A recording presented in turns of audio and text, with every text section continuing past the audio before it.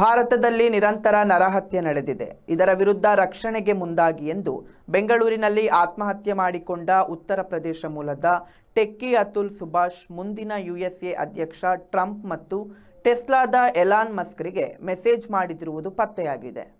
ಅನಂತರ ಹೆಂಡತಿ ವಿರುದ್ಧ ಡೆತ್ ನೋಟ್ ಬರೆದಿಟ್ಟು ತಾಕೊಲೆ ಮಾಡಿಕೊಂಡಿದ್ದಾನೆ.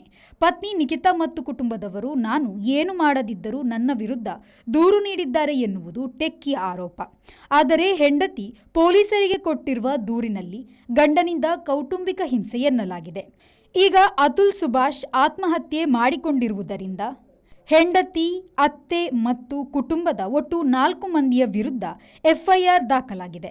ಸಹೋದರ ವಿಕಾಸ್ ಕುಮಾರ್ ಚಿಕ್ಕಪ್ಪನ ವಿರುದ್ಧವೂ ಎಫ್ಐಆರ್ ದಾಖಲಾಗಿದೆ. Bureau report, V4 news, Bengaluru. Prasad Netralaya super speciality ಕಣ್ಣಿನ ಆಸ್ಪತ್ರೆ, Mangaluru. Our mission your vision, sight first. ಕರಾವಳಿ ಕರ್ನಾಟಕದ ಅತಿ ದೊಡ್ಡ ಕಣ್ಣಿನ ನೆಟ್ವರ್ಕ್, ಕಣ್ಣಿನ ವಿಭಾಗ ಮತ್ತು ಸೌಲಭ್ಯಗಳು.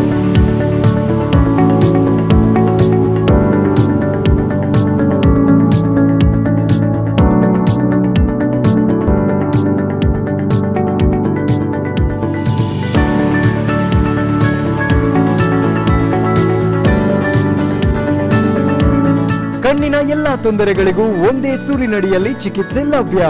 5 ಅಂತಾರಾಷ್ಟ್ರೀಯ ಗುಣಮಟ್ಟದ ಮಾಡ್ಯುಲರ್ ಆಪರೇಷನ್ ಥಿಯೇಟರ್ಗಳು, 24/7 ಸೇವೆ.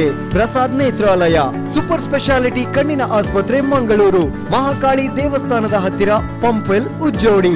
ಮಂಗಳೂರು ಹಾಗೂ ಉಡುಪಿ, ಸುಳ್ಯ, ತೀರ್ಥಹಳ್ಳಿ.